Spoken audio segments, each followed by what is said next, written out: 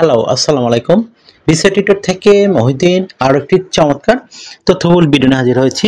আজকে আমরা যে দেশে ভিসা, ব্যবসা, জব নিয়ে কথাবার্তা বলবো সেটি হলো বিশ্বের অন্যতম সুন্দর একটা দ্বীপ দেশ ত্রিনিদাদ অ্যান্ড টোবাগো।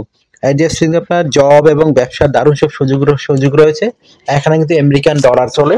তো আপনি যদি ইন্টারেস্ট হন যে ত্রিনিদাদ টোবাগোতে যাবেন, আর আপনি বাংলাদেশি পাসপোর্টে কিন্তু আপনার যেসব দেশ বর্তমানে বন্ধ হয়ে যাচ্ছে, তো ত্রিনিদাদ টোবাগো কিন্তু আপনি 3 মাসের ভিসা মানে পেতে পারেন প্রথমে। তো এখানে কিন্তু কোনো ভিসাই লাগে না। তো আশা করি বিষয়টি বুঝতে পেরেছেন। আপনি যদি বিমানবন্দরে পৌঁছান, আপনাকে তারা আপনার ডকুমেন্ট চেক করে আপনাকে কিন্তু সরাসরি ভিসা দিয়ে দিবে। এটাকে বলে অন অ্যারাইভেল ভিসা। তো আশা করি বিষয়টি বুঝতে পেরেছেন, মানে এন্ট্রি দিয়ে দিবে আর কি।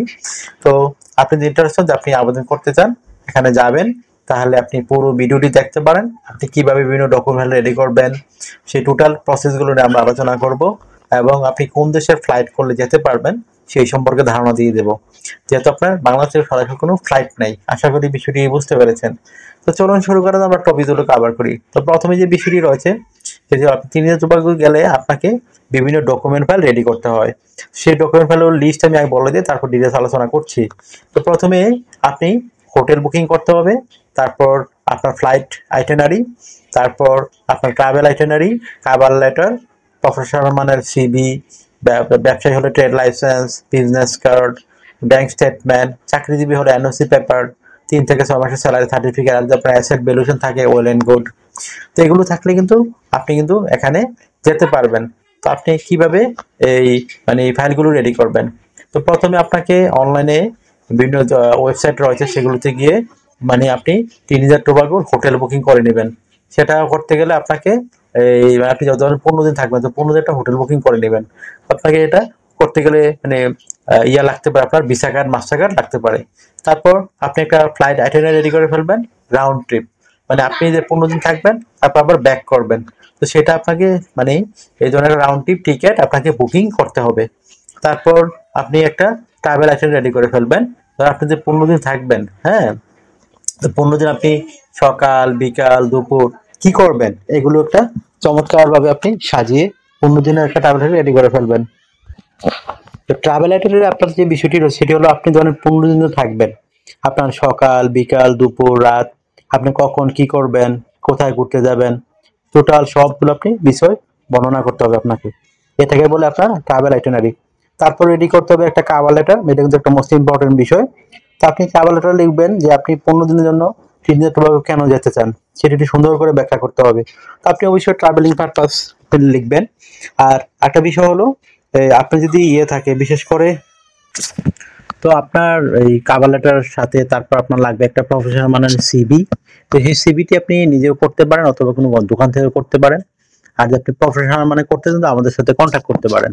আমরা কিন্তু প্রফেশনাল মানের আপনার হাই র্যাঙ্কের সিভি রেডি করে থাকি। তো আর একটা বিষয় হলো, আপনি নিজে নিজে করতে চাইলে আমার অন্যান্য ভিডিওতে দেওয়া রয়েছে কিভাবে একটা সিভি রেডি করতে হয় প্রফেশনাল মানের। আপনি সেই ভিডিওগুলো চেক করতে পারেন। এখানে আমরা যদি বর্ণনা করতে চাই সিভি সম্পর্কে, আপনার আবার ভিডিওটা অনেক বড় হয়ে যাবে, এই জন্য আর এখানে বর্ণনা করতেছি না। তারপর আপনি এগুলো রেডি করার পরে আপনি একটা ব্যাংক স্টেটমেন্ট লাগবে আপনার, মিনিমাম 3 থেকে 4 লাখ টাকা, যত বেশি আবার দেখাতে পারেন। তারপর আপনি ব্যবসায়ী হলে অবশ্যই ট্রেড লাইসেন্স লাগবে আপনার। তারপর আপনার যদি চাকরিজীবী হন, অবশ্যই এনওসি পেপার লাগবে, 3 থেকে 6 মাসের স্যালারি সার্টিফিকেট, আপনার বিজনেস কার্ড যদি থাকে, আর আপনার যদি টিন সার্টিফিকেট থাকে, এগুলো কিন্তু কাজে লাগবে। আর যদি আপনার ট্যাক্স রিটার্ন থাকে, আপনার এগুলো কাজে লাগবে। তো এগুলো থাকলে আপনি অনায়াসে ত্রিনিদাদ টোবাগোর ভিসা পেয়ে যাবেন। আর যদি আপনার ইউএসএ কোনো ভিসা থাকে, ইউকে ভিসা থাকে, তাহলে আপনি আরো সহজেই যেতে পারবেন। আশা করি বিষয়টি বুঝতে পেরেছেন। তো আপনি এগুলো রেডি করার পরে আপনাকে জাস্ট ফ্লাইট টিকিটটা ম্যানেজ করতে হবে। ফ্লাইট কিভাবে করবেন? তো আপনি বাংলাদেশ থেকে বা দেশ থেকে সরাসরি কিন্তু ত্রিনিদাদ খুব একটা ফ্লাইট থাকে না।